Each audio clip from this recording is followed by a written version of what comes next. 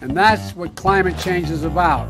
It is literally, not figuratively, a clear and present danger. We are in the beginning of a mass extinction. The ability of CO2 to do the heavy work of creating a climate catastrophe is almost nil at this point. The price of oil has been artificially elevated to the point of insanity. That's not how you power a modern industrial system. The ultimate goal of this renewable energy, plan is to reach the exact same point that we're at now.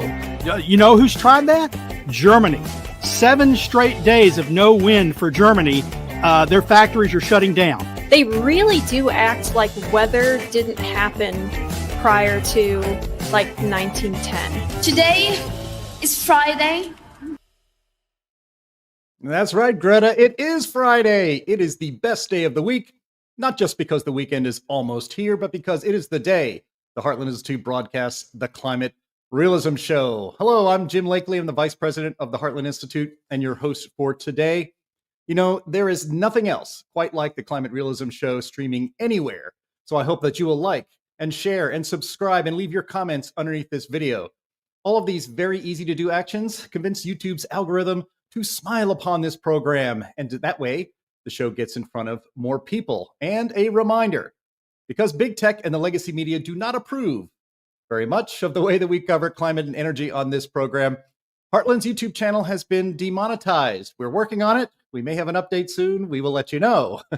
But if you want to support this program, and we really hope you do, please visit heartland.org/TCRS. That's heartland.org/TCRS, which stands for the Climate Realism Show. And you can help make sure that this program happens every single week. Any support you could give is warmly welcome and greatly appreciated.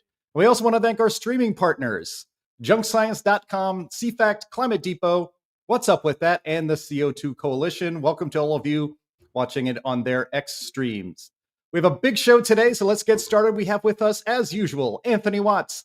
He's a senior fellow at the Heartland Institute and the publisher of the most influential website on climate in the world. What's Up With That? Also have H. Sterling Burnett. He's the director of the Arthur B. Robinson Center on Climate and Environmental Policy at the Heartland Institute. And of course, Linnea Lueken, research fellow for energy and environment policy at Heartland. Hello, everyone. Welcome to the show. Howdy, howdy. Hello, Mr. Lakely. Hello. We have a lot to get to. I am just going to get right into it. All of you people in the chat, just remember that we're going to have Q&A at the end, so get your questions queued up. But let's start, as we always do, with the crazy climate news of the week. Hit it, Andy.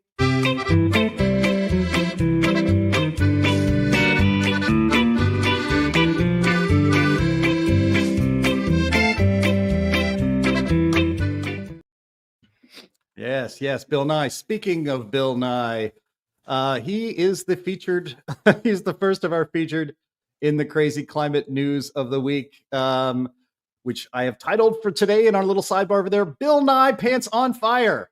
Bill Nye was— When are they not? Certainly not. Right. Well, he's like the eternal flame of Pants on Fire. Did he light it with that little flamethrower he had lighting the planet?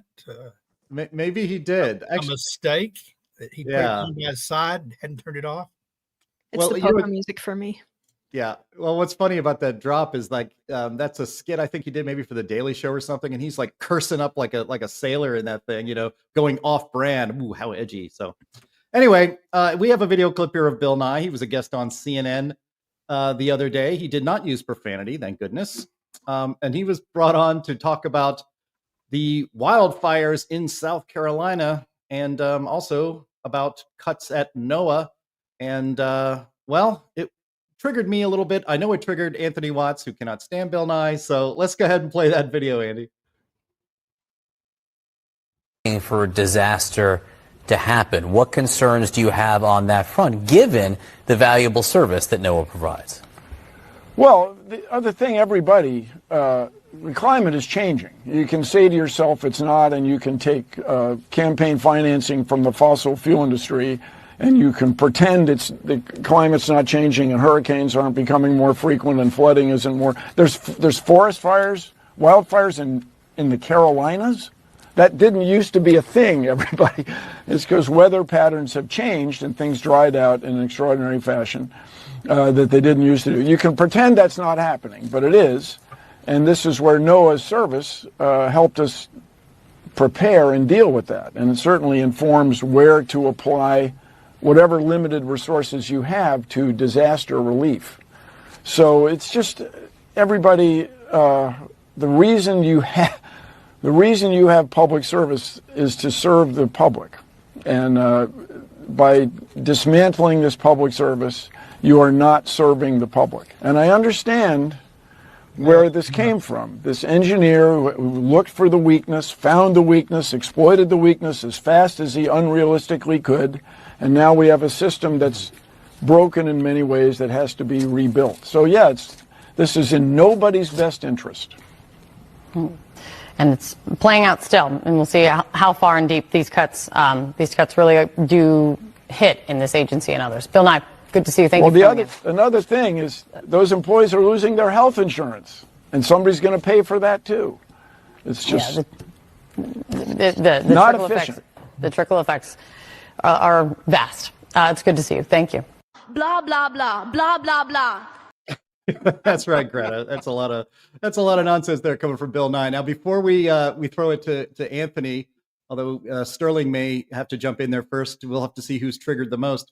I want to show you a couple of things that prove that Bill Nye is lying there. I'm not actually even going to chalk it up to rational ignorance. If you're going to get on CNN and say this stuff didn't used to happen before, you might want to actually look up a little bit of data. And I want to thank Chris Martz for this, actually. I saw this on his X feed, and I know he's in the chat today. Hello, Chris. This is a chart with South Carolina's annual number of forest fires and burned acreage from 1947 to 2013 or 2023. And you can see there on the right of the chart, which is the most recent, it is way, way, way down. Not only did have wildfires used to happen before, they actually used to happen more often in the past than they do today. So big lie number one from Bill Nye. And then I believe Chris Martz, you also shared this with us, or shared it with the world, and I grabbed it from you. This is an article from the Semi-Weekly Messenger from Wilmington, North Carolina. Again, Bill Nye said in the Carolinas, these things never used to happen. This is from February 22nd, 1898, a story about terrible forest fires, hundreds of miles of timberland swept by the besom of destruction, the conflagration, the worst in 50 years, loss of life and property. And it says here at the end of this little excerpt from the newspaper back then, the smoke was plainly smelled in the city, and sometimes the smoke in the skies was so dense that it shut out the sun. Linnea, you live in South Carolina in an undisclosed secure location. Does what I just described, or what was described in the newspaper in 1898, describe the reality you've lived with over the last week or so? Well, I don't live anywhere near the fires, and I haven't seen a lick of any smoke or anything. So the news on it has been a little bit inconsistent. It seems that the major part of the fire was put out pretty much right away when it started. I read, I don't know if this is still true or not, but a couple days ago I read that no homes were destroyed in the fires. So it's anywhere that has flammable material, that has someone either lighting fires or some kind of a weather event that can light fires, can have wildfires. It's common everywhere. South Carolina is one of those states that is a heavily like pine woods type of state. And you can ask many of us on the 4th of July how quick that pine straw goes up if it gets a little bit heated. And what can happen if you let a fire get out of control in those conditions, even with just like one day of dry weather. So yeah, it's nothing really unusual. Sterling, I think you wanted to jump in there. Well, 2 points. The 1898 story, what was interesting about that to me is not just that there were, bigger fires in 1898, but they said the biggest that had been in 50 years. So there were also bigger fires in the 1840s. I forget how many automobiles and coal-fired power plants were operating during the 1840s or the 1890s. Wildfires occurred before humans did anything substantial with fossil fuels. Imagine that. The second thing I have, and this is almost the most egregious, I expect Bill Nye to lie. Okay, I expect that. I guess I should also expect the press to just let him get away with it. They invite a liar onto their show, they let him lie, and then they promote his lie. They don't call him on it. They don't say, well, we'll hold it. The data show, we'll hold it. They're not being journalists, seekers of truth. The Fourth Estate, checking truth, calling truth to power. And, so it's just doubly offensive and disgusting. Yep. The most fun thing for me is learning a new old timey word like besom. Anyone know what that is? Anyone? It's a bundle of twigs attached to a pole to make a homemade broom, like like a witch would ride on, whatever. So that's interesting. Yeah, it's not just that. If you look at the Lincoln Memorial, I think you'll find two besoms on either side. It's logs tied together. They used to be royal, something royal, symbols of royalty or something. Yeah. Anyway. While it's easy to call Bill Nye a liar, I think he's more about selective ignorance. And I think a lot of the people on the climate alarmism side are on the selective ignorance bandwagon. They simply don't want to look at data, especially if it's presented by a climate skeptic. Their denier flag immediately comes up and they start waving it, and they don't even want to look at it. And so the same thing happened with me when I called out Bill Nye a few years ago when he did the Climate 101 video for Al Gore, where he did this experiment, high school level experiment about CO2. And on What's Up With That, we conclusively proved that experiment wrong. And not only wrong, but the fact that they went and fudged in post-production the temperature scale on the thermometers. I mean, it's just outright blatant fraud. But Nye, when given this, he gave sort of it's not really all that important, blah, blah, blah. And the video is still up to this day. They're all about their mission. And that's it. They just don't want to look at anything that is contrary to their mission. Facts are inconvenient, and that's that. Oh, you're muted, Jim. I pulled another Jim today. Yes. You get one. Before we move on to the other thing, I just wanted to mention, I used a longer version of that clip than we had initially planned. And it was because Bill Nye was on there complaining about the layoffs at NOAA. And apparently his position is that at no time ever should any government agency ever be reduced in size. Nobody should ever be laid off, let alone at NOAA, because these are public servants who are doing vital work. And gosh, if they're laid off, they're going to lose their health care. Wow. Just like everybody else in the private sector who's laid off like all the time. It does happen. Yeah, besides, I thought we had a law. I thought we passed a law a while back. It had somebody's name on it, I believe. I don't quite remember, but it was supposed to take care of all that stuff. So cry me a river, Bill Nye. Give me a break. By the way, where were his tears when the oil industry was being shut down and the coal industry is being shut down and they were losing their jobs, which, by the way, weren't taxpayer paid jobs. They were private sector jobs. They actually paid taxes, didn't take taxes.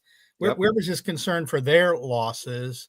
And he talked like the losses at NOAA would somehow undermine our ability to track storms, to respond, as if we didn't also have an agency called FEMA. Not every job, this is not Monty Python's. Not every job is sacred. You can lose a lot of fat. And in my opinion, you can lose entire agencies because, having read the Constitution, I don't see where the federal government was charged with it. So if we want to do certain things, we should follow the law. The main law is the Constitution. Yep, 100%. All right, wow. Let's move on. Look at this. This is the greatest compliment I could ever receive in this comment right here. Over, under, above says, by the way, Anthony Watts, I was an ill-informed, unequivocal believer. Your website made me question and ultimately change my position. Thank you, sir. That's what we're here for. That is awesome. Fantastic. All right. Let's move on to our second item of the crazy climate news of the week. It's not necessarily, well, it is kind of crazy, I guess. It's an update on the Michael Mann versus Mark Steyn lawsuit. We had covered this case extensively about a year or so ago when it was going on. So we're going to keep an eye on it. In fact, a lot of our regular viewers and listeners have been asking about this, and so there is an update this week, and it's a pretty good one. I'm going to cite the story in Just the News by Kevin Killow, who is a friend of this program and a fantastic reporter. Headline is Media Silent as Award and Libel Case Filed by Celebrity Scientist Michael Mann is Lowered to $5,000. A Washington, D.C. district judge on Tuesday reduced the punitive damages award granted to celebrity climate scientist Dr. Michael E. Mann in a defamation lawsuit against Rand Simberg, an analyst at the Competitive Enterprise Institute, and National Review blogger Mark Steyn. He was at that time, I should say. In February 2024, a D.C. jury awarded Mann a single dollar in compensatory damages from Steyn, but added a $1 million punitive damage award. Judge Alfred Irving this week lowered the amount to just $5,000. The reduction in award comes less than 2 months after Irving ordered Michael Mann to pay National Review more than $500,000 in the publication's lawsuit against Mann over the same case. The publication succeeded in having the case dismissed under DC's anti-SLAPP law that provides for attorney's fees to a successful libel defendant in a matter of public concern. I would note, just as an aside, Mark Steyn was also offered that opportunity. He declined to take that avenue because he wanted to go to court against Michael Mann. Continuing, the DC jury's $1 million award was widely reported in many legacy media outlets, most of whom protest defamation awards against journalists. Yet, there has been little coverage of the ruling against Mann in the either National Review's lawsuit or the reduction of the award, even though they may benefit from rulings such as this. Quote, I have had no inquiries from them since the decision yesterday, so I think it's safe to assume they will not be correcting the record, said Melissa Howes, president of Mark Steyn Enterprises Incorporated. Now, Anthony, I noted that, we did cover this trial pretty much wall to wall as it was going on for several weeks in early 2024. And Mark Steyn decided not to go the route of National Review because he wanted to go to court and he wanted to stand up for what he said and its accuracy. And he also wanted to put the hockey stick itself on trial. And he did expose it, I think, as fraud with great expert witnesses such as Judy Curry, who we've also had on this program. And so the end result ended up being really a humiliation of Michael Mann, even if the leftist jury came down on his side. And now comes this further humiliation where instead of walking away with a big bag of $1 million, he has to pay $500,000 to National Review, and he gets a measly $5,000 from Mark Steyn. So go ahead and celebrate. You were quoted in this story anyway, so I'm sure you maybe have already had a glass of champagne for this. I just have one comment. Most excellent. That's all. Yeah, that's all I need to say. We'll see if Mann actually ponies up the money for his $500,000 share. My question is, his entire lawsuit, not just here, the one in Canada, he filed multiple lawsuits here, but against different people. They were all funded, bankrolled by environmental law firm that expected to win. It's not his own money. It wasn't out of his pocket. Now the law firm has to be paid. They ponied it up. Will they just absorb the loss, or will he have to pay them? And my question is, if they absorb the loss, how many more lawsuits like this are they going to fund? I think they're going to be much more careful going forward. I think it's sad that CEI didn't do the same thing that National Review did. They had legal costs that could have been awarded. Is it over? I don't know. Will Mark pay the $5,000, or will he say, no, I'm going to fight to the end?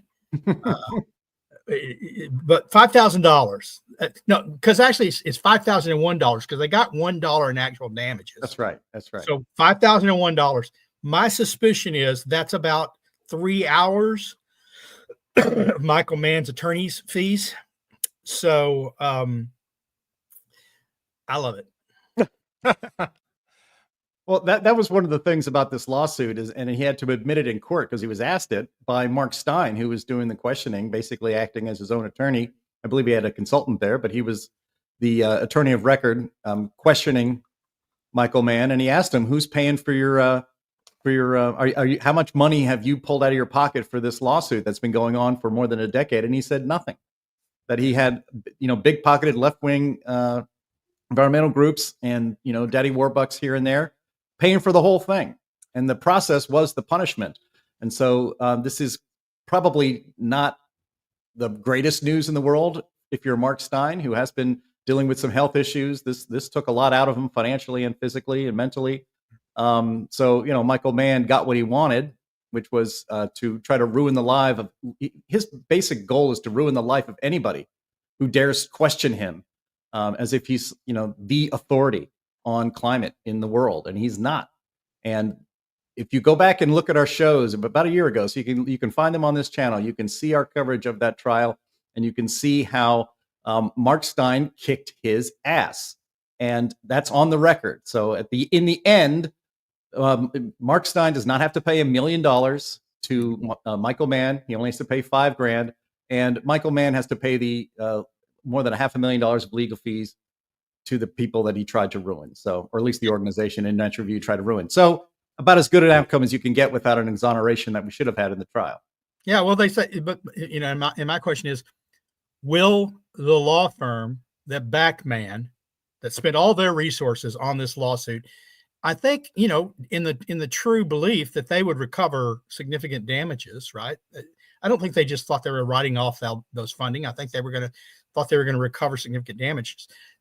Now, not only do they not recover significant damages, but the plaintiff is being forced to pay $500,000 for the trouble of filing the loss. My question is, will Mann have to pay that, or will the law firm, the groups come through and say, "Oh, we're going to cover you on that as well, Michael"? He might write it in as a budget error on his next federal grant.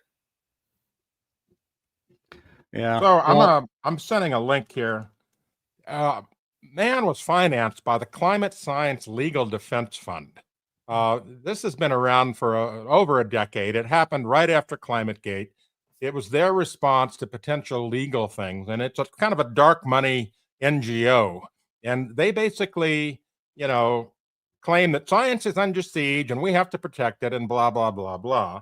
So they've been collecting a lot of dark money for quite some time, and they have been funding Mann and others in any kind of these legal actions. So I don't know how big of a pot they have. They never disclosed that. But, you can look at the usual suspects are right there on their page. And it's very clear that they would fund any kind of litigation. I don't know how much of it they funded, but from what I gather, they collected over $1 million. That's an estimate based on what I know over the past decade, but I could be wrong. But they spent a lot of that in the lawsuit. I mean, Yeah. They've been paying these lawyers for a decade. They've been paying for the filings for a decade. They've been doing all that they're doing, and now they're being told, and you owe $500,000 to the people you sue. My question is, how many times are they going to keep filing lawsuits when, unlike what they really believed, they'd win and get paid back? They're going to have to pay out every time they lose. Well, look, the point of these lawsuits is not even necessarily to win; it's to bankrupt anybody who criticizes them. That's the point, and that they outnumber us. Right. That's right. Yeah. Yeah. Mark Steyn said it best. Mark Steyn said the process is the punishment. Yeah. Right. And so hopefully this is coming to an end. I don't know I wonder how much USAID money, frankly, I wonder how much of our own tax dollars is paying for in some of these organizations that pay for these lawsuits. But I know at any rate, I hope that Mark Steyn pays Michael Mann by sending him 100,000 nickels, and he can sit there and count them like Scrooge McDuck and keep himself occupied. That would be pretty funny and typical of Mark Steyn, actually. So congratulations, Mark, if you're out there listening. We're behind you. He should pay it in Trump coin and see if Mann will accept it. Yeah. Nice. Oh, that would be awesome. It would be. he gets All a right, good let's move on to promotion. our third item here. This should be pretty quick so we can get to our main topic. But God seems to hate wind turbines. This is from a publication called Shore News Network. Damaged and abandoned vineyard wind turbines struck by lightning, raising fresh concerns over safety and transparency. This is off of Nantucket. This is yet another wind project that we've covered here on this program, so you should be tuning in every single week. From Nantucket, a vineyard wind turbine previously damaged in a high-profile blade failure in July 2024 was struck by lightning on February 27th, triggering a swift response from the U.S. Coast Guard and reigniting tensions between offshore wind developers and New England's fishing community. The incident, which occurred at the wind farm located approximately 15 miles south of Nantucket and Martha's Vineyard, has once again thrust Vineyard Wind, a joint venture between Avangrid and Copenhagen Infrastructure Partners, into the spotlight amid conflicting reports about the extent of the damage and potential debris in the water. The turbine in question, known as AW-38, sounds like a Star Wars droid, is the same one that suffered a catastrophic blade detachment last summer, scattering fiberglass shards across the ocean and Nantucket beaches, which closed them during the peak season, by the way. This was an event that prompted a federal suspension order from the Bureau of Safety and Environmental Enforcement. Hey, Now- BC. Yeah, What's well, that? the story goes like Yep. this. There was a wind turbine from Nantucket. Oh, no. I'm glad you stopped. I'm very, very glad you stopped right there, Anthony. Very good.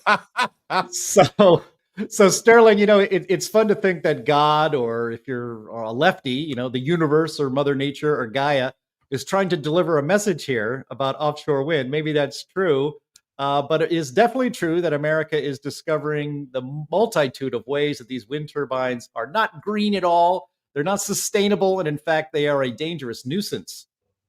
Well, they captured this on camera, but I'm not sure that every offshore wind turbine has one of those cameras. So I wonder how many times this happens and no one knows, because we do know we have videos of onshore wind turbines being struck and blowing up. What happened in offshore is not that rare an occurrence. Right. They get struck much more often than, say, the average human. And when they do, they shut down. Sometimes they explode and catch fire. They shatter. They are dangerous. Now, anything can be struck by lightning. My backyard tree was struck by lightning a few years ago. But when my backyard tree got struck by lightning, what didn't happen was an explosion, throwing debris for 1,000 yards in every direction, endangering anyone but my houses, my house and my life. These things are a danger from cradle to grave. The mining for the minerals, the shipping of everything, the refining, all of them have a terrible environmental cost and waste. The construction, if you're worried about CO2, the concrete that goes into those things, each pylon that's sunk into the ground, the digging of the hole, Right. the shipping of the large sections by huge trucks that ain't electric, folks, diesel trucks, and every blade a specialized diesel truck to, locations often pretty far away from any major location. Then all the transmission lines that have to be erected. In Texas, boy, we do things right here. We constructed all those wind turbines in West Texas before we had any transmission lines. So we had spinning power that was going nowhere. Brilliant. Genius. But the taxpayer dollars were flowing. The energy wasn't flowing anywhere, but the taxpayer dollars were flowing. So, and then, of course, when they come to the end of their useful life, which is often much sooner than promised, they don't have 25-year useful lives, 15 years, 10 years, 20 years. It's, well, what do we do with them now? You bury them. They can't be recycled. Well, they're trying to recycle it, but but who wants to bury them? They're not being buried. The few municipal landfills that are allowed to accept these things say we don't want them. They take up too much space. They fill us up too fast. They have to be crushed by machines. They have to be cut into sections. So what in a lot of places they're doing is either leaving them standing. That's what they're doing in Hawaii. They're just rusting, blotting out, the sky, or they're depositing them in large areas in West Texas that are just these dumping grounds for large turbines and the bases. So it's, I have almost nothing good to say about wind and its supposed greenness, saving the planet. Yeah. Anyone else want to weigh in on that? I can actually give an answer to one of the questions that we have. As long as we're on this topic, I might as well just bring it up. Darren T asks, how many birds do these things kill? Well, so we don't have an estimate for we don't have an exact count of the amount of birds that were killed, but in 2012, when there were far, far fewer turbines than we have today, there was an estimate that was done that was about 573,000 birds in just 2012. 83,000 of those were birds of prey, like raptors. And then another example is there's a single industrial wind facility in California that I think is being evaluated because of this, that kills somewhere between 75 and 110 golden eagles a year. So it's and they get take limits and stuff for eagles. So I don't think I would point out that if that was an oil derrick killing birds, just after one golden eagle is killed, the left would go berserko over it. Yeah. And that's not even the worst of it. Wind turbine fields kill almost 1 million bats a year, it's estimated. There's one bat species in particular that's supposed to lose like 90% of its population over the next couple decades because of wind turbines specifically. So it's, not so good. Yeah, these numbers are what the numbers are now before we ramp up to what the left says we must do. And then it would be absolutely catastrophic. No, that's what the numbers were 13 years ago, Jim, 2012. Right. Before, we probably quadrupled the amount of wind turbines across the country since that time. Yeah. But if a golden eagle landed in the parking lot of a natural gas plant and died of natural causes, everybody would be under arrest. But look, if I were to point my camera around the room, you would see a fair number of animals on the wall. You won't see a golden eagle. Were I to shoot a single golden eagle, fines and imprisonment. These guys are given papal dispensations from the administration to kill dozens of them each year, and bald eagles each year. Are the symbol of America. We fought so hard to bring them back from the endangered species status, and now wind turbines are saying, well, you got a 30-year take limit of 30 per year. Here's our frequent viewer, Jacob Thibodeau, who said, I had to shut in oil production because an eagle made a nest in a heater treater, shut in 500 barrels per day because of an eagle. Yep, that sounds about right. Yep. All right. Well, when you're not kicking alligators off of the derrick. Yeah, that's right. Yep.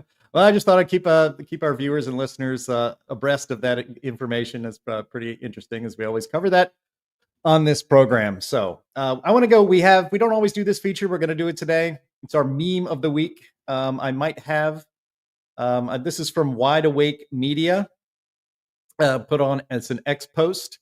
It says, well, this is a bit awkward for the climate agenda. The exact same regions the United Nations assured us over 2 decades ago would be reduced to deserts by man-made CO2 emissions have actually greened, aided by the slight increase in atmospheric CO2 linked to human activity.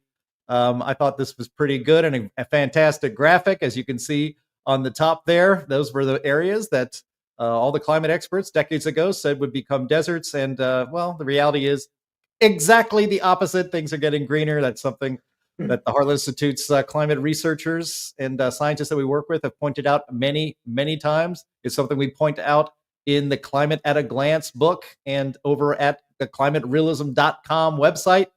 Anthony, this is a pretty good looking graphic, wouldn't you say? Yeah, it is. It is. And, you know, we've had the global greening revolution going on for the last 30 years, where, because of extra carbon dioxide in the atmosphere, we've seen actually a reversal of some desert areas. The Sahara has been growing, for example. We've seen an increase in the amount of forestation in the United States.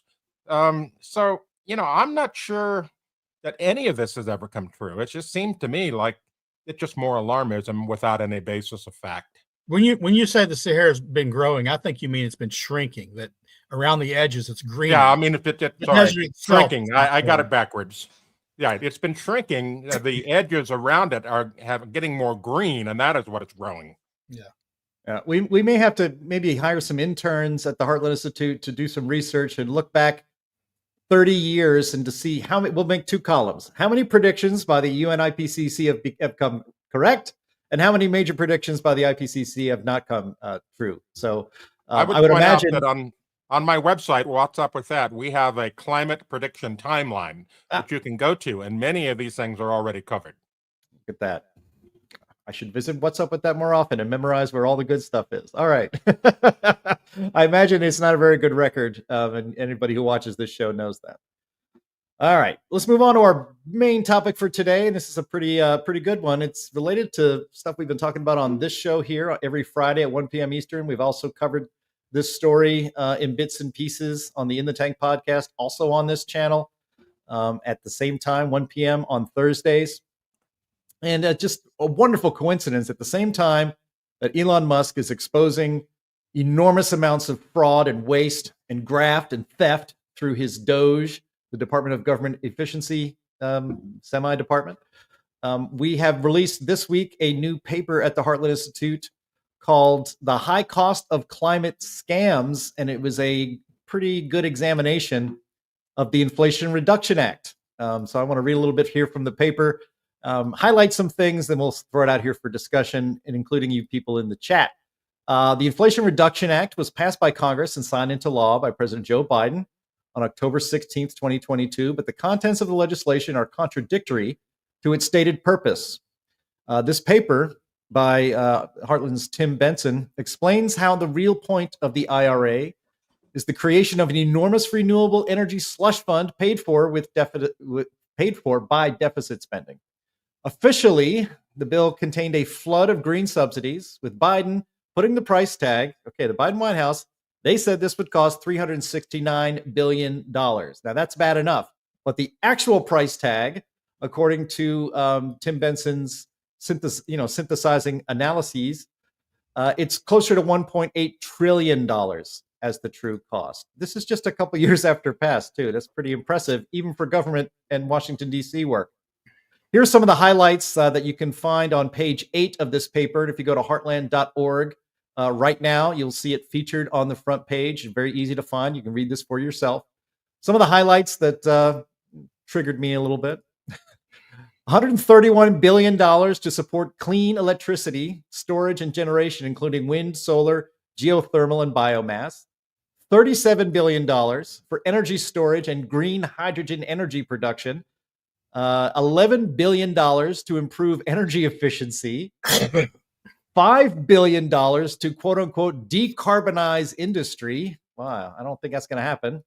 And the one that we've been harping on a lot the last few weeks, $27 billion for the quote unquote green bank run by the EPA, funding environmental projects, especially those involving climate justice and other nonsense.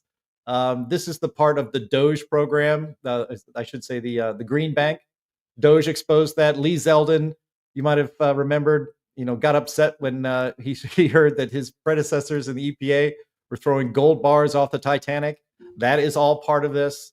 And it includes Stacey Abrams, which we covered on this show just last week, her $2 billion scam and that of other pop-up nonprofits that were, just raking in literally billions of our dollars to spend with no oversight in any way they see fit, as long as the word green or sustainable or democracy, or maybe all three of those words together, were in the in the title of their new organization that was just invented yesterday. Now, look, I want to be clear here before we throw it to the panel, but Tim Benson, he shares a cost analysis done by outside firms with a lot of credibility. about how the Biden White House was lying about this. I mean, the title of the bill, of course, is a lie. It had nothing to do with inflation, everything to do with green boondoggles. But Credit Suisse, they said that the cost of this would exceed $800 billion and could be as high as $1.7 trillion. A bipartisan congressional committee said it could be at least at the floor $633 billion. And Goldman Sachs had put the price tag at $1.2 trillion. Now, Sterling, Tim Benson did write the paper for Heartland, but you were involved in reviewing it and offered comment and helped Tim with some feedback. So, you can weigh in on this first. Yeah, what Tim did, to some extent, is a literature review of all the different studies, all the different examinations, both from think tanks, from nonprofits, from government agencies. Just before we released it, we had to revise it because the CBO, who'd done the initial estimates, said the cost had quadrupled. Their cost estimates had quadrupled. That they initially thought it would cost it would increase 280 billion to the deficit. They said now it was going to cost closer to 900 billion to the deficit. People keep wondering, how's Trump going to pay for his tax cuts if he doesn't, without cutting substantially, without doing this. Well, look, if you can claw back $900 billion, that's not nothing. That pays from some tax cuts. I take that. I take that check from the Treasury, just as my share of the refund. The madness is, it was mad from the start. Look, the bill, day one, second one from inception, a lie. Once again, a straight up lie. How do we know this? Well, what was it called? It was called the Inflation Reduction Act. Even the press, even the mainstream media has had to admit it did nothing to reduce inflation. In fact, it was never intended to reduce inflation. They had just lost on the Green New Deal. They weren't going to be able to get it through Congress. And so they threw all the Green New Deal spending, or at least a lot of it, into the Inflation Reduction Act, as if more government spending at a time when supply is limited and demand is high was going to reduce inflation as opposed to increasing costs. So they knew from the start it would do nothing to reduce inflation. And a year after the bill, the law was enacted, Biden signed the bill at a fundraiser, no less, for his reelection. Biden is admitting, he says, this was never about inflation. This is about the biggest down payment on climate programs in history. This was part of his all of government approach to climate change. And it has wasted these billions of dollars. A solar company this week just said, yeah, we got $3 billion. We appreciate it. It's called Sonova. We appreciate the $3 billion you gave us. We're likely to go bankrupt this year. Just black hole. Just that's gold bars left on the Titanic. And that's one small example. So Lee Zeldin gets in, he finds the $20 billion in a bank going to be doled out. Biden gave money to all sorts of things. They spent billions of dollars on electric vehicle chargers. That's one of the line items that Tim talks about, electric vehicle chargers. So they're the most expensive electric vehicle chargers in history. I think to date they spent either 7 or 9 billion. They used to say, they only built 16 chargers or 7 chargers. No, they said 7 chargers. That's not true. At the time they said that, they had built 7 stations, but each station has multiple chargers. So it turns out they built 16 stations, about 50 something chargers at a cost of $9 billion. The most expensive station you could put in your home, the Class 3 station, that's not what they built. That's not what the government built. The government didn't build Class 3 fast chargers. They built mostly medium chargers. They cost about $5,000 to $20,000. Okay, well, 20,000 times 50. you do the math. It's what, 200,000, $2 million or something like that. I'm not going to do it in my head. But the point is, what it ain't is $9 billion. That's just money. That's money that's already wasted. That's gone. But they had much more to spend. They want to spend money. Stacey Abrams, I'm going to take my $2 billion and help you put windows in your home. If you believe that, well, I don't know what to say to you if you actually believe that. Yeah. Anthony, why don't you jump in here?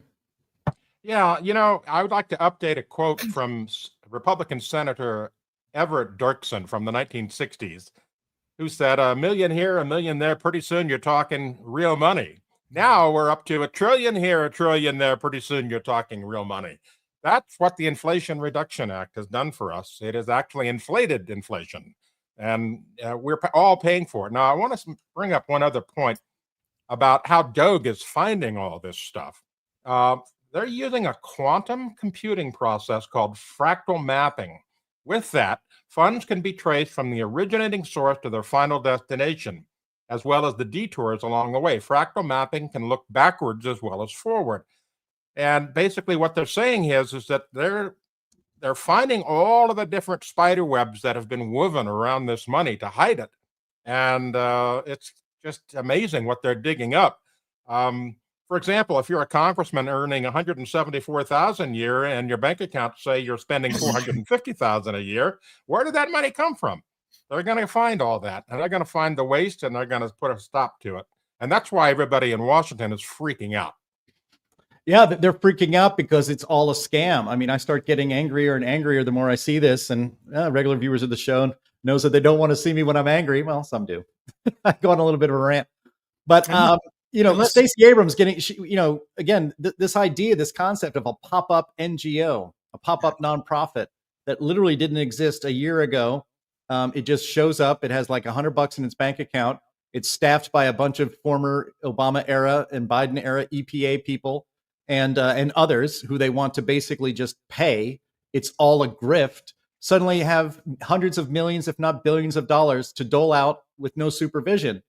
Stacey Abrams was one of those people. Stacey Abrams is the failed gubernatorial candidate in Georgia. She has no expertise in any of these subjects, yet who knows what salary she paid herself. We're not allowed to know that either, even though it was paid with our money by heading up a nonprofit organization. She actually went on an MSNBC show and tried to defend this grift with a smile on her face. It's just amazing that the media, even MSNBC, is not more interested in how somebody could just get away with stealing $2 billion. So we have a clip of this, Andy, producer Andy, if you could play this. This is pretty interesting. Okay, so what is this organization? What is your relation to it, and what does it do? In 2023 and 2024, I led a program called Vitalizing DeSoto. We worked in a tiny town in South Georgia to demonstrate that by replacing energy inefficient appliances with efficient appliances, you can lower your cost. And in fact, we accomplished that. For 75% of the community, they got appliances that are lowering their bills right now. We had one woman who saw her electric bill cut in half from $180 to $98. That's what we delivered. And based on that program, a coalition of organizations, famous organizations, came together and said to the EPA, if we can do this here, we can do this for millions more Americans. Let us invest the money of America in lowering the cost for Americans. And the EPA said, okay, great, go for it.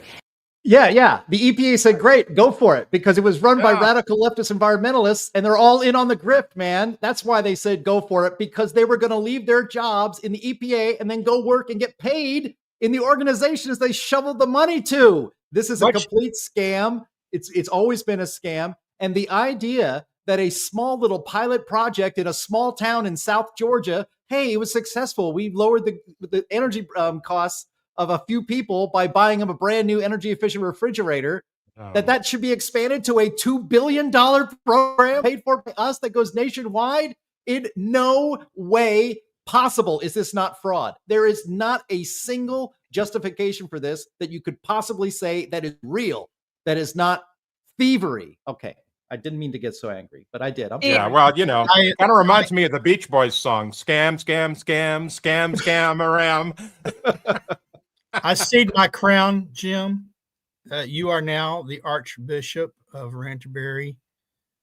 My mitre sits better on your head. Yeah. Okay. I look, Stacey Abrams, the original election denier, Stacey Abrams. The left wing forgets that. This money, what they don't say is, oh, we saved her $100 a month. Well, maybe 1 month, maybe another month. Your bill changes from month to month. But what was the cost? How much did that energy? So what would be the payback time over the cost of these things? She doesn't say.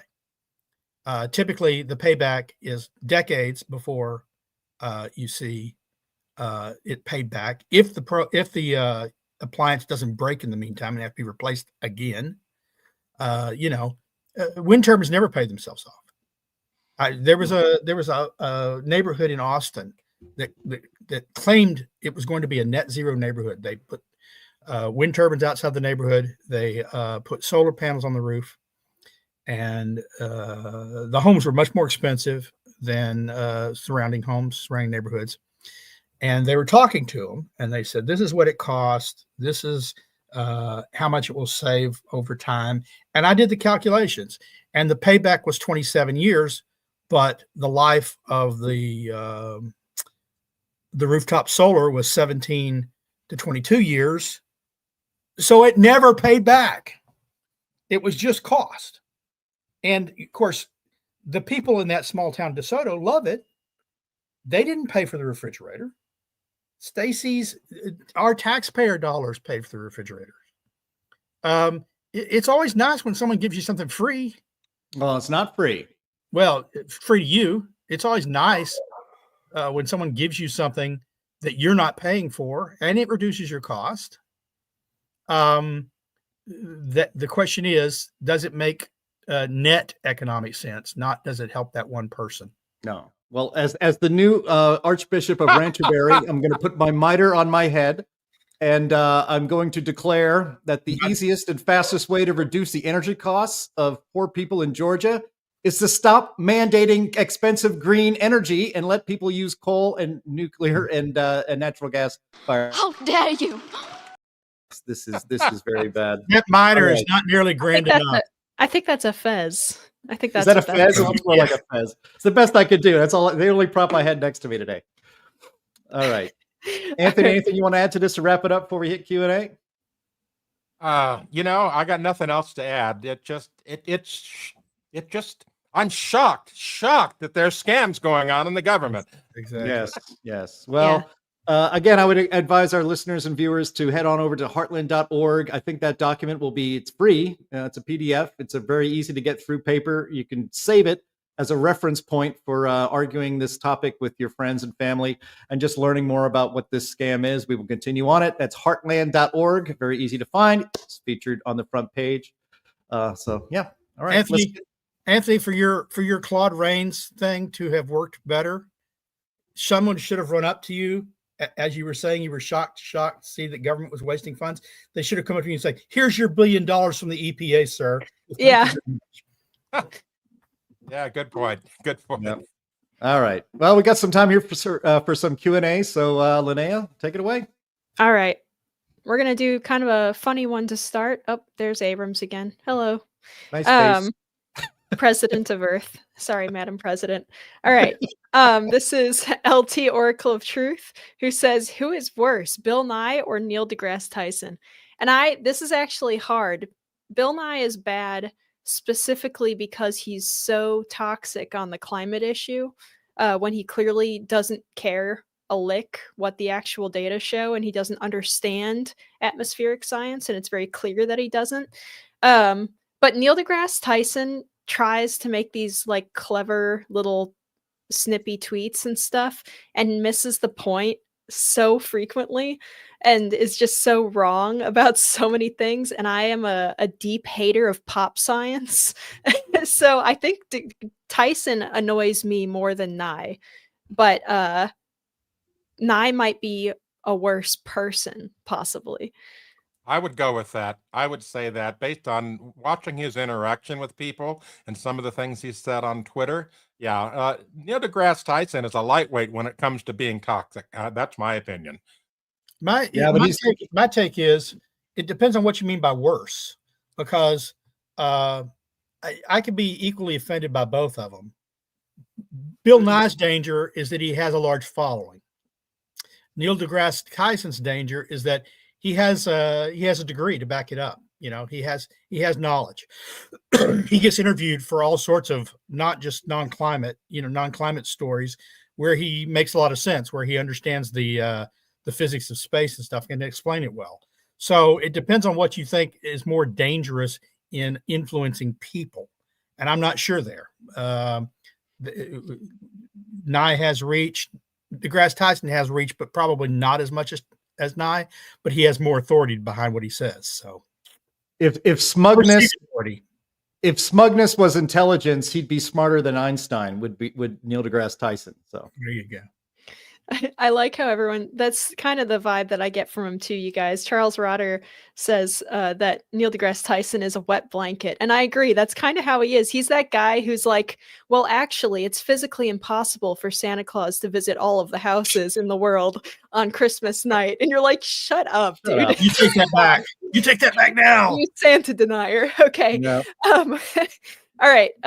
Over Under Above asks, do you think credibility of real science or scientists of any discipline has been damaged by so-called scientists lining supporting I'm trying to figure out what this sentence was supposed to read, because that's what I usually do when we have typos. Damaged by so-called scientists supporting Doom Goblin Thunberg, who has said she can literally see the CO2. So I think the general question is, has credibility of real scientists been damaged by the fake scientists that support the non-science of climate alarm? And my answer would be yes, absolutely. People's willingness, average people's willingness to listen to any science at all, or to be unskeptical, or to even trust in like even fundamental sciences has been damaged by these liars. Yeah, it's not necessarily individual scientists whose reputation would be harmed. It's the discipline of science. You know, it's the mass of science itself and the disciplines that they work in. You know, every time a medical journal releases a study that has to be withdrawn, and there's been hundreds of them in the last few years, it damages the credibility of the medical profession as a whole. Yeah, this is what our frequent viewer Bob Johnson says. What about all the damage done by COVID? It's the same sort of thing. When the establishments and the organizations that you're supposed to be able to trust lie to your face repeatedly, it damages the reputation of the industry as a whole, whether or not the whole industry deserves to be damaged like that. That's why you've got to end consensus science. Yeah.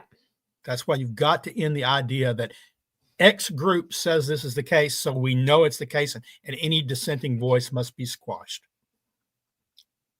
Yeah, I would like to say I really like the description of Doom Goblin Greta. That's a new phrase we should embrace. You know, Greta the Doom Goblin. She's going to be a character in the forthcoming Dungeons and Dragons units. Yeah. No, absolutely. And you know what she'll be the Doom Goblin of? She'll control the climate, right? Yeah. What's her magic power? Oh, she's a +20 climate control. Yeah, but they're are you kidding me, Sterling? The people that are writing the updates to 5e right now are going to be putting her as like the good guy. She's not going to be like a bad goblin. All right, let's see before we get too deep in the weeds on that one. All right, Darren T says, how many birds do these things kill? We already answered that one. Thank you, Darren.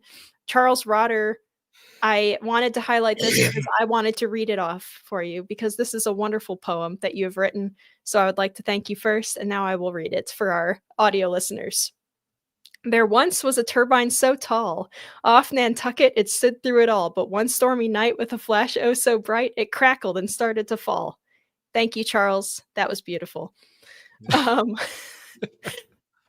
Over Under Above says, wasn't there concern that submarine VLF communications were causing distress to whales and dolphins? Are offshore turbines pumping the same low frequency into the seas?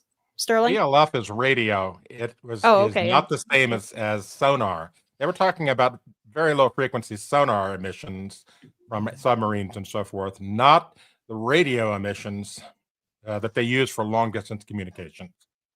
But there was a concern about the sonar affecting sea mammals, not in California and elsewhere. And it's not just from submarines, but ships use sonar as well. The environmentalists sued to block various training exercises and military tests. And the court said a fundamental function of government is national defense. We're not stopping this. Full speed ahead, wells be damned. And it's not just the operations of the wind turbines, or not primarily the operations of the wind turbines that may damage the whales, though their placement and an operation can drive them into shipping lanes, because they end up driving off their prey.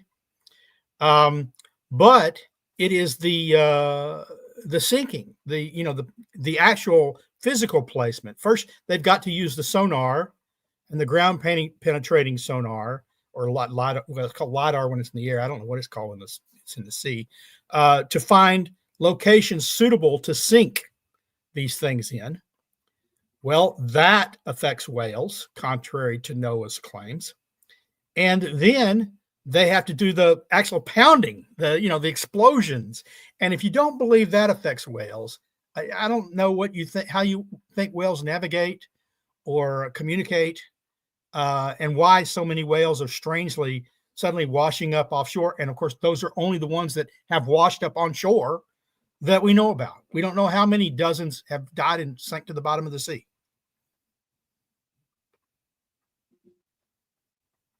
All right, thank you very much. All right. This is from William Schugart, who says, what species are killed or environmental damage done by solar farms? There is one minor effect that I'm aware of. I mean, there's greater ones, but it depends on what kind of solar you're talking about, for one.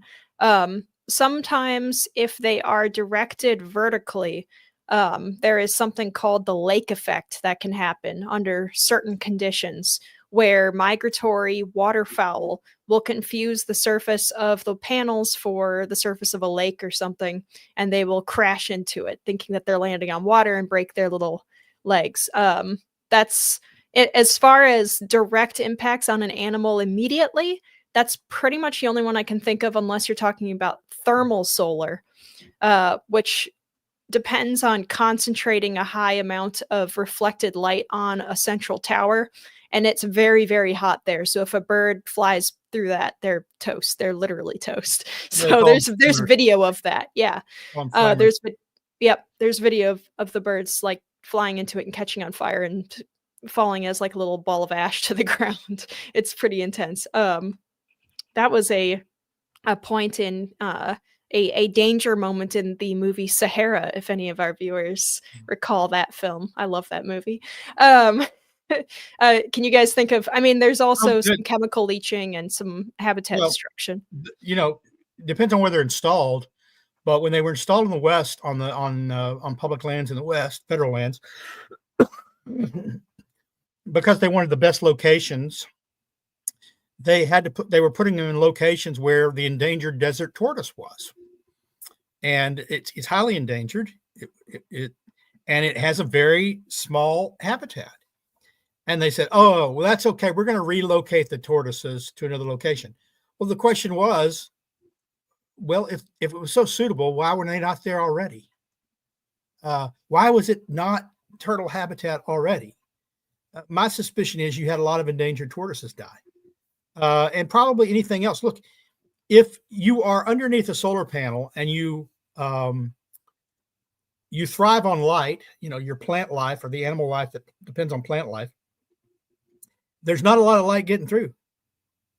You're going to turn Greenland into green lands into deserts, I suspect. Now, what others, who knows? Yep. Thank you. All right. Sorry, guys. For our audience here, I've been fighting off a cold for the last couple of days, and it's trying to get me, but I'm not going to let it. So if my voice sounds bad or I cough, that's why. Okay. Kite Man Music says, are we actually witnessing a tipping point in climate change nonsense? Anthony? Well, no, not that I can recall. I mean, the Earth has been going on for what, 4.5 billion years? No. I think still here. they mean like in climate catastrophism, like people being alarmist about it. Oh, well, yes. In that regard, we witnessed a tipping point with ClimateGate in 2009. And that moved a lot of people, over to the skeptical side because they saw how the scientists were behaving, and they were behaving badly. And now we've got the same kind of thing going on because the scientists are now in charge of huge amounts of grift going into the climate scams. And people are like, well, gosh, you've spent all this money and the climate's no better and you're still preaching doom just around the corner. What the hell are we paying for? I think it is at another tipping point. Yes. The problem is, for me, I think Darren T says it best, not yet, unfortunately. Tipping points are a funny thing, right? You typically think of a tipping point as something that changes the whole paradigm. If a catastrophe occurs, or a tipping point in science is when the new paradigm is revealed and everyone gloms onto it. I'm not convinced everyone's glomming on yet. And the tipping point, if you have one of those little fluid birds that tip back and forth, remember, it goes back. And so my concern is we have 4 years of Trump, and that may slow and even reverse some of the damage climate alarmism has done up to this stage. But if you don't have a continuous skeptical administration here, continuing skepticism in Europe,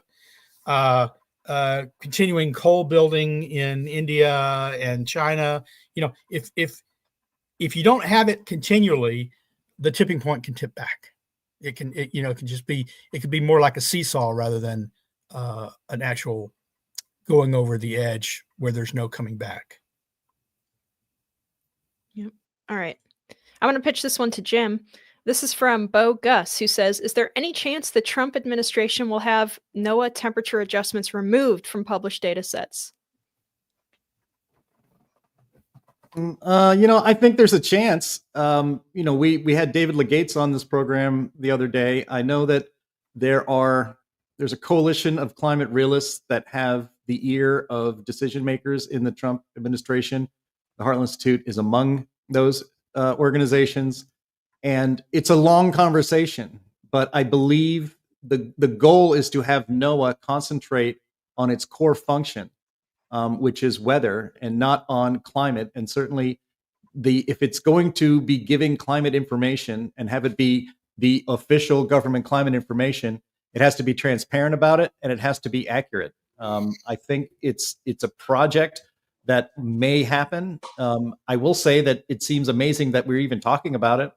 This was a conversation that was completely, no way this happens 6 months ago, but it should happen. That the data that the United States presents to its citizens who are paying for it, Bill Nye, we're paying for it, and to the world needs to be of the most rigorous examination possible, and it has to be able to survive scrutiny from people outside.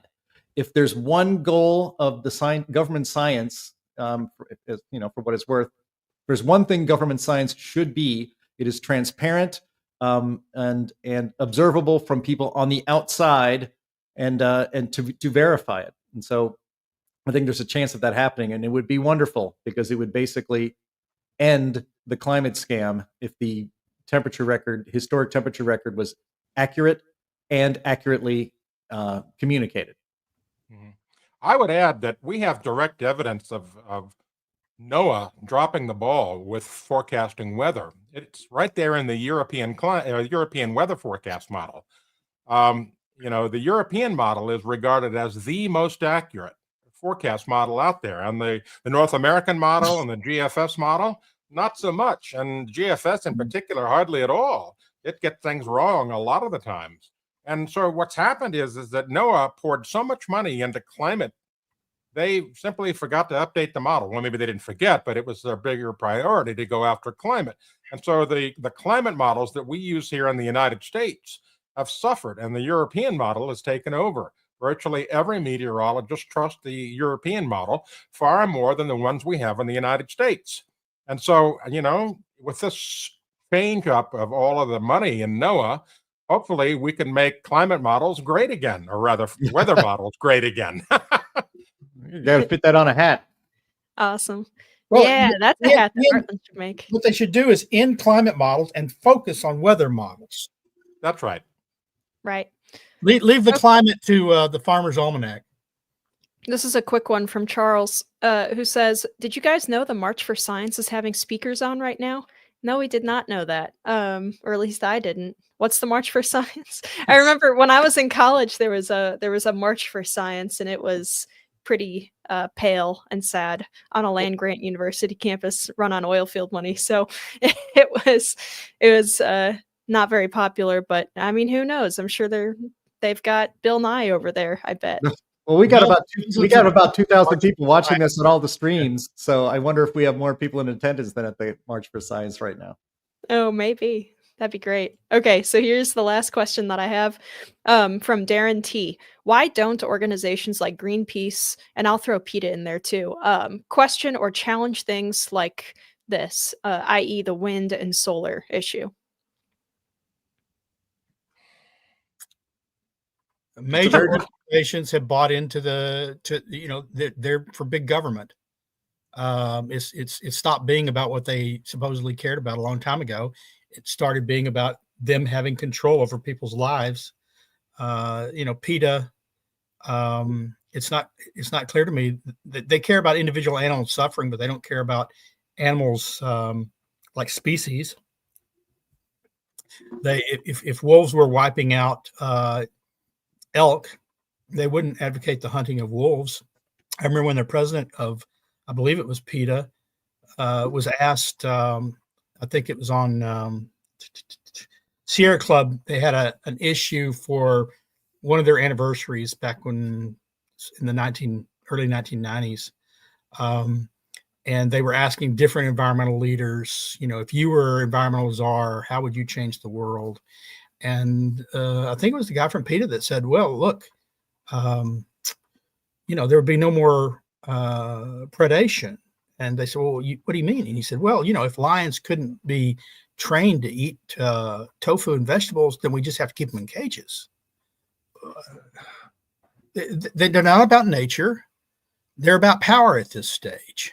And there are groups that are fighting these things, but they're the small groups. There was a group of 10 whale conservation organizations that were fighting all these offshore winds, saying, don't do this. But the largest of those organizations, the large organizations, were not fighting it. Well, they're getting government craft, whatever. Sierra Club's been about power for a long time now. And so, Audubon, or the Sierra Club scientists once said, out in San Francisco, called wind farms the Cuisinarts of the air. And he was promptly fired because they were supporting wind farms. Yeah. Well, I mean, it's like yep. It's like our friend Patrick Moore, who was one of the co-founders of Greenpeace. He left that organization because he discovered that they're not about saving the whales and stopping nuclear weapons and all of that. They're anti-human to the core. And I think a lot of other people are going to be leaving those sorts of organizations as well. We shall see. These are not the salad days they once were for those on the environmental left. And that's something to celebrate. But that's all the time we have for today. I want to thank everybody in the chat, especially in Rumble and on YouTube, and everybody watching all of the places that we stream this program. We had more than 2,200 of you tuning in today, and that makes us very, very happy and humble that we are growing this audience. Before you go, I just want to remind you that to visit the websites of our streaming partners, junkscience.com, CFACT, Climate Depot, What's Up With That, and the CO2 Coalition. Always get your information at climaterealism.com. Go to climateataglance.com for in-depth information on climate and energy policy. And always visit heartland.org, where you can subscribe to the Climate Change Weekly newsletter produced almost every single week by our own Sterling Burnett. Thank you, Anthony. Thank you, Sterling. Thank you, Linnea. Thank you, producer Andy. And thank you, audience. And we will talk to you all again next week. Bye-bye.